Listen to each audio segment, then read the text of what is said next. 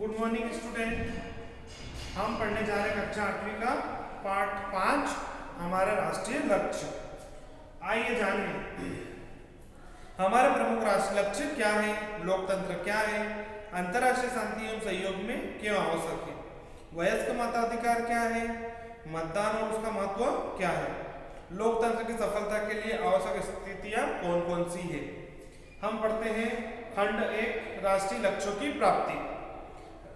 राष्ट्रीय लक्ष्य क्या है?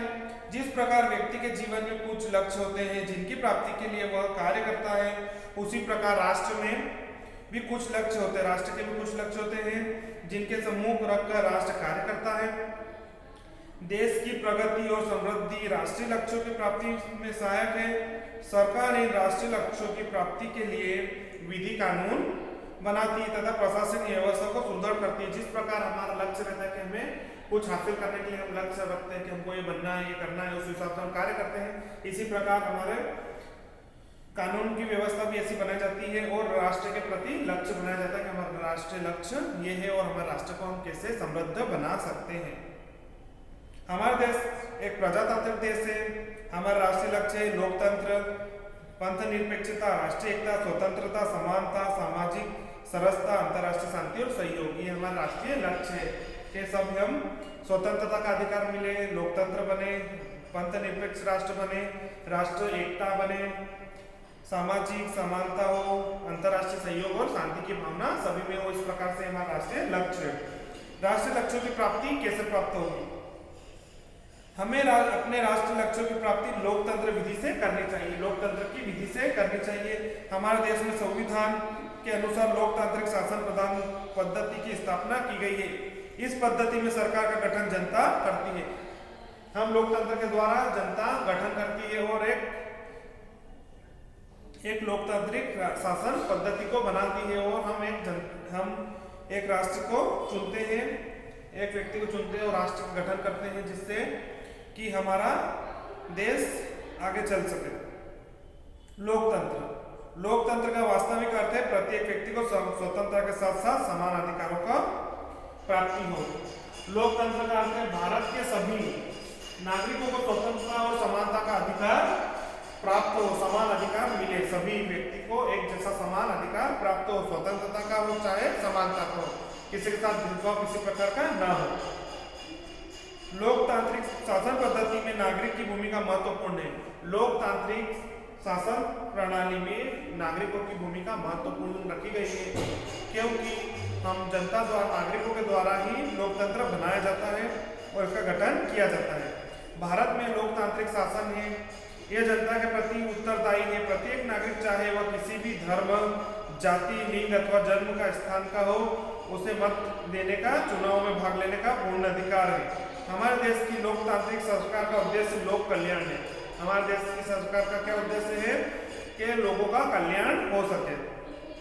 स्वतंत्रता, समानता और बंधुत्व लोकतंत्र के मुख्य तत्व हैं। इसके बिना हम लोकतंत्र की कल्पना भी नहीं कर सकते। अगर हमारे में स्वतंत्रता का अधिकार ना होगा, समानता का अधिकार ना होगा, बंधुत्व मतलब भाईचारे की भावना नहीं होगी तो हम लोकतंत्र का कल्पना नहीं कर सकते हैं। स्वतंत्रता, अब हम आते हैं स्वतंत्रता। व्यक्ति को ऐसे वातावरण और परिस्थिति की आवश्यकता है जिसमें रहकर वह अपना विकास समुचित ढंग से कर सके। अगर ऐसे माहौल मिलेगा जिसमें वे आगे बढ़ सके, उसका विकास हो सके। राज्य उन परिस्थितियों का निर्माण करता है, राज्य ऐसी परिस्थितियों का निर्माण करता है राज्य में रहते हुए व्यक्ति अपने व्यक्तित्व का विकास कर सके। इसके लिए उसे स्वतंत्रता की आवश्यकता होती है। स्वतंत्रता का अर्थ है कुछ लोग बंधनों के अभाव से लगाते हैं, पर यदि स्वतंत्रता को इस अर्थ में लिया तो यह स्वेच्छात्मक परिवर्तित हो जाता है। समाज में रहते हुए स्वतंत्रता पूर्णतः बंधनों से मुक्त नहीं हो पाता है। समाज में रहते हुए स्वतंत्रता बंधनों से मुक्त नहीं हो पाता है। अतः वास्तविक स्वतंत्रता अनुचित बंधनों के स्थान पर उचित बंधनों की व्यवस्था को स्वीकार करती है।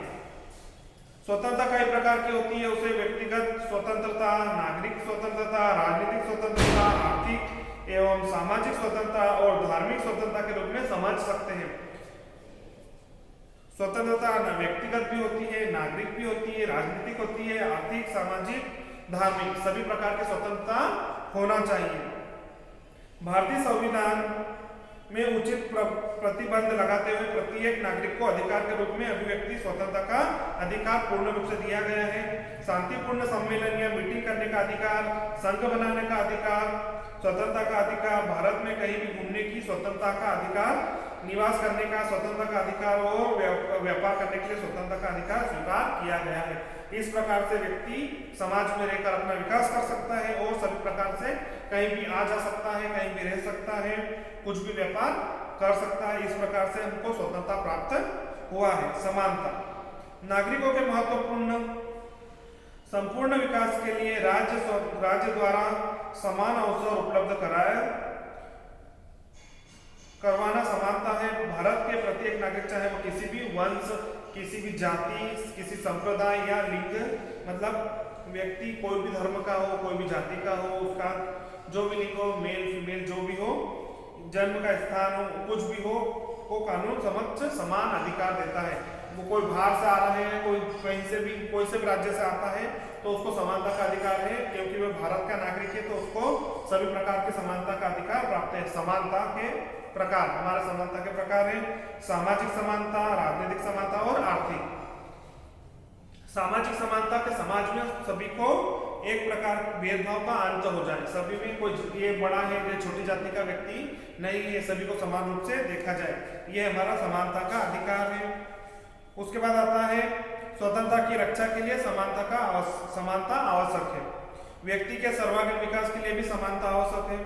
स्वतंत्र और निष्पक्ष न्याय के लिए भी समानता का होना आवश्यक है।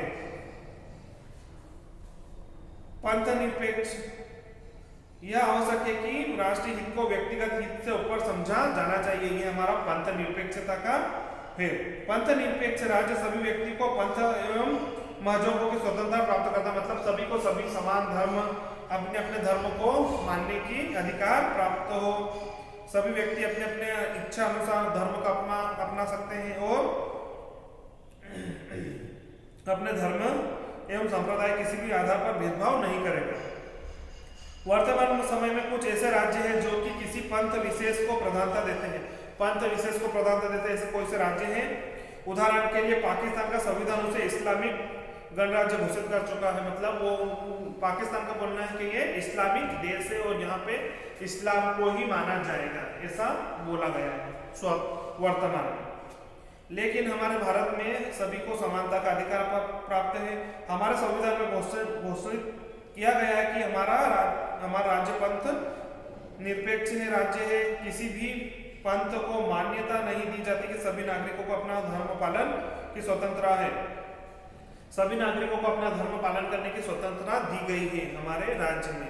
यह आवश्यक नहीं है कि राष्ट्र हित को व्यक्तिगत हित से ऊपर समझा जाए, राष्ट्र हित को व्यक्तिगत हित से ऊपर समझा जाए, नहीं, हमारे राष्ट्र हित के बारे में हमारे इसमें सोचा गया है। अंतर्राष्ट्रीय शांति व सहयोग, हमारे एक अन्य राष्ट्रीय लक्ष्य है अंतर्राष्ट्रीय सहयोग, शांति और सहयोग। इन लक्ष्यों को प्राप्त करने के लिए भारत के पंचशील के सिद्धांत, गुटनिरपेक्ष नीति तथा निःशक्तिकरण को अपनाया गया है। पंडित जवाहरलाल नेहरू ने इस संबंध में कहा है, हम विश्व में सर्वत्र शांति चाहते हैं। शांति की स्थापना के लिए यदि हम कुछ भी कर सके तो करने का भरकस प्रयत्न करेंगे, मतलब हमको विश्व को शांति प्रदान करना है, विश्व में शांति की स्थापना करना है, तो हम कुछ भी कर सकते हैं। इसके लिए हम प्रयत्न करेंगे, हर प्रकार से प्रयत्न करेंगे और देश में शांति की स्थापना करेंगे। गुट निरपेक्षता, शक्ति गुटों या सैनिक गठबंधनों से पृथकता तथा स्वतंत्रता विदेश की नीति का पालन करना है। अंतर्राष्ट्रीय महत्व के विषयों में निष्पक्ष एवं स्वतंत्र विचार रखना गुट निरपेक्षता है। स्वतंत्र विचारधारा को अपनाकर रखना हमारा क्या है, गुट निरपेक्षता का महत्व है।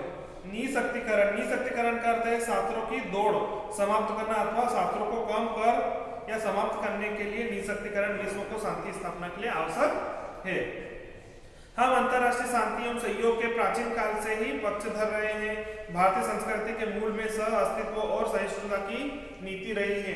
भारतीय धर्म में, संस्कृति में प्राचीन काल से ही सह अस्तित्व एवं सहिष्णुता की नीति को अपनाया गया है और शांति की भावना को बढ़ावा दिया गया है। अब हम पढ़ेंगे खंड में लोकतंत्र एवं नागरिक। लोकतंत्र क्या है और नागरिक का क्या महत्व है।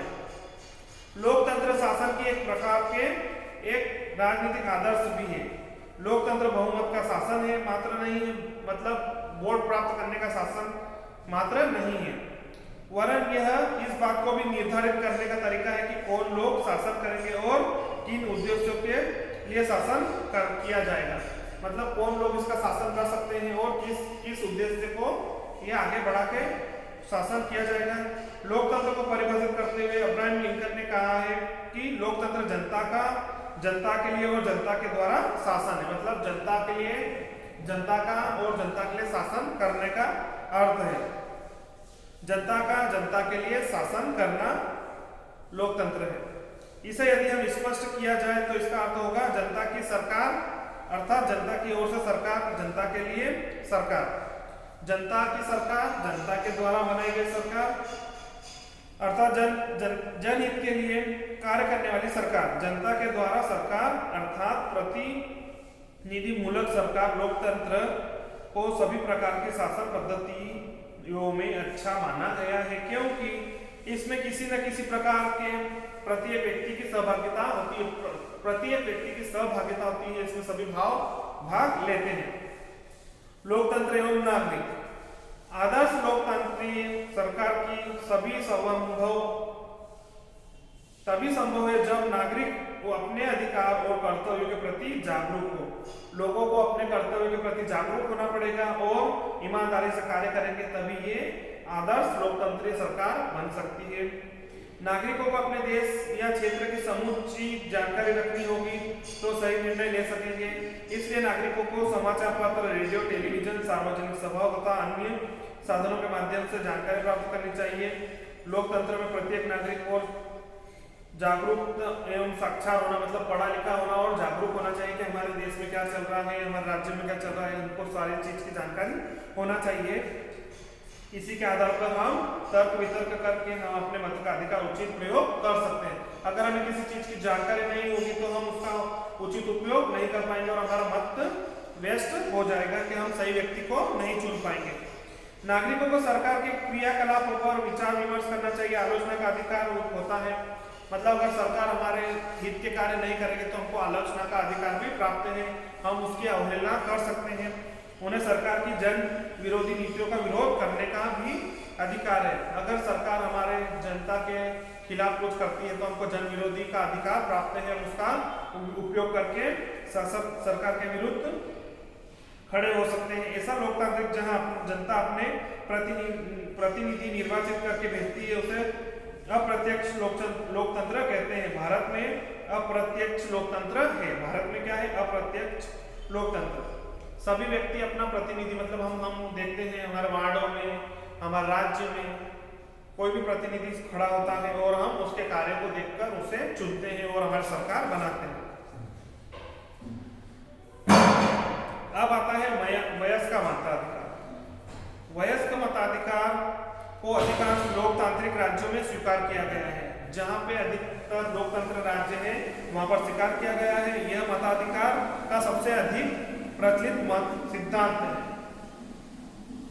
मताधिकार नागरिकों का एक महत्वपूर्ण अधिकार है। भारत में संविधान द्वारा नागरिकों को मत देने का पूर्ण अधिकार दिया गया है। हमारे देश में 18 वर्ष की आयु पूर्ण कर लेने वाले हर व्यक्ति को मत देने का, वोट देने का अधिकार प्राप्त होता है। जो 18 वर्ष से अधिक व्यक्ति हो जाता है उसे मत देने का अधिकार प्राप्त हो जाता है और वे अपना प्रतिनिधि चुन सकता है, उसको पूर्ण स्वतंत्रता मिल जाती है। लिंग, वर्ग, जाति, पंथ के भेदभाव के बिना यह अधिकार सबको प्राप्त है। किसी को भी इसमें धर्म, जाति के आधार पर नहीं देखा जाता है, लिंग भेद के आधार पर नहीं देखा जाता है। इनको सभी को समान अधिकार प्राप्त होता मत देने का। वयस्क मताधिकार समानता के सिद्धांत पर आधारित है। मतदान और उसका महत्व, मतदान का महत्व और मतदान। प्रजातांत्रिक व्यवस्था में मतदान का बहुत अधिक महत्व है। मतदान द्वारा मतदाता यह तय करता है कि वह किस प्रकार के प्रतिनिधि को अपना शासक के रूप में चाहता है। जिस प्रकार से हम देखेंगे, मतलब हम मत देने जा रहे हैं तो हम हमारे शासक को किस प्रकार से देखना चाहते हैं, उसके आधार पर हम अपने प्रतिनिधि को वोट देते हैं और हमारी जनता द्वारा उनको चुना जाता है। सार्वभौमिक वयस्क मताधिकार के द्वारा प्रत्येक वयस्क नागरिक जो 18 वर्ष की आयु पूर्ण कर चुका हो अपने मत का प्रयोग कर सकता है, अपनी इच्छा से कर सकता है, अपनी इच्छा से किसी भी जनप्रतिनिधि को वोट कर सकता है। नागरिकों के मौलिक अधिकार, अभी हम पढ़ रहे थे मतदान और उसका महत्व, सभी व्यक्ति को 18 वर्ष तक मत देने का अधिकार प्राप्त होता है। अब हम पढ़ेंगे नागरिकों के मौलिक अधिकार। हमें भारतीय संविधान द्वारा 6 मौलिक अधिकार प्राप्त है। समानता का अधिकार, स्वतंत्रता का अधिकार, शोषण के विरुद्ध अधिकार, धार्मिक स्वतंत्रता का अधिकार, संस्कृति और शिक्षा का अधिकार, संवैधानिक उपचारों का अधिकार। ये हमको 6 अधिकार दिए गए हैं। इसमें समानता का अधिकार, इसमें समानता का अधिकार में सभी को समान रूप से देखा जाता है, न किसी जाति धर्म के आधार पर इनको देखा जाता है। तो इसी अधिकार से सभी व्यक्ति को भारत में समानता का अधिकार प्राप्त है।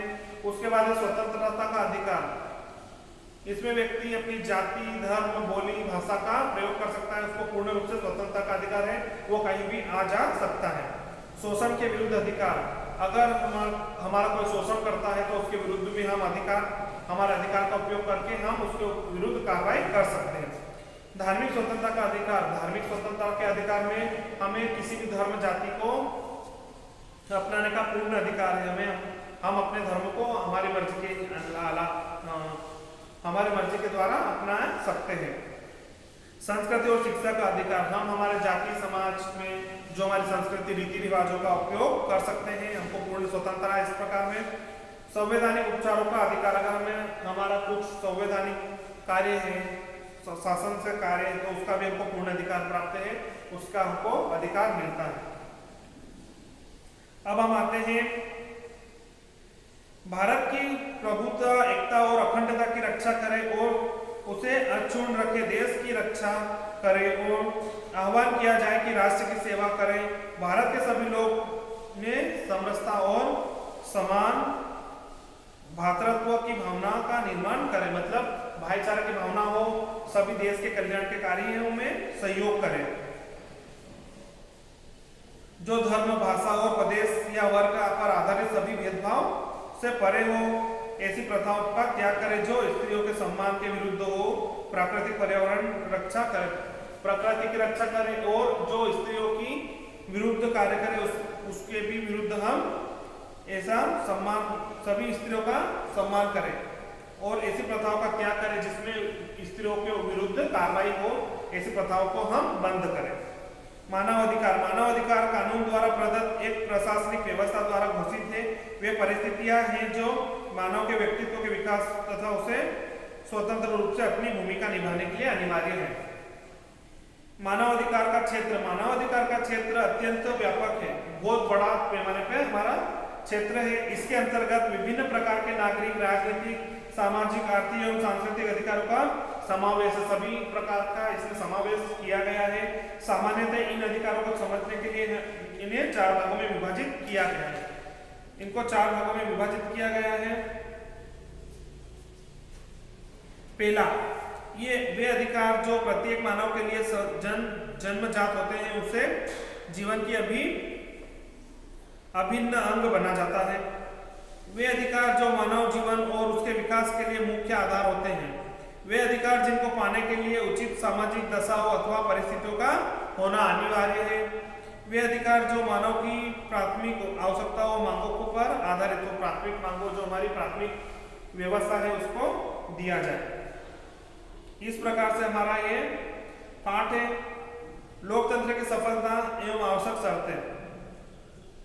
हम अपने लोकतंत्र की रक्षा करने व उसे सफल बनाने के लिए लोकतंत्र की सफलता निम्न बातों पर निर्भर करती है कि हम हमारे लोकतंत्र को किस प्रकार सफल बना सकते हैं। शिक्षित जनता, अगर शिक्षित जनता होगी तो शिक्षित नागरिकों का शिक्षित होना लोकतंत्र की पहली आवश्यकता है। अगर शिक्षा का अभाव होगा तो हम लोकतंत्र को सफल नहीं बना सकते हैं। राजनीतिक जागरूकता, राजनीतिक जागरूकता में आता है अगर लोग राजनीति के बारे में जानकारी नहीं प्राप्त रखेंगे, राजनीतिक दृष्टि से जागरूक नागरिक अप्रजातांत्रिक तरीकों का सहारा नहीं लेता है। नागरिकों को विवेकशीलता के अभाव और प्रजातंत्र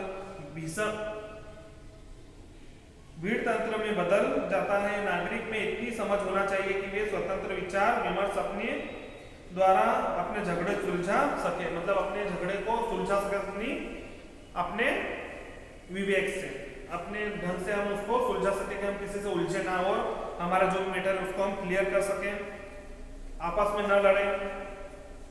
स्वतंत्र प्रेम, लोकतंत्र की सफलता के लिए स्वतंत्र प्रेम का होना आवश्यक है। अगर हम लोकतंत्र के लिए हमारा प्रेम नहीं है, देश के प्रति हमारा प्रेम की भावना नहीं है, तो हम लोकतंत्र को सफल नहीं बना सकते हैं।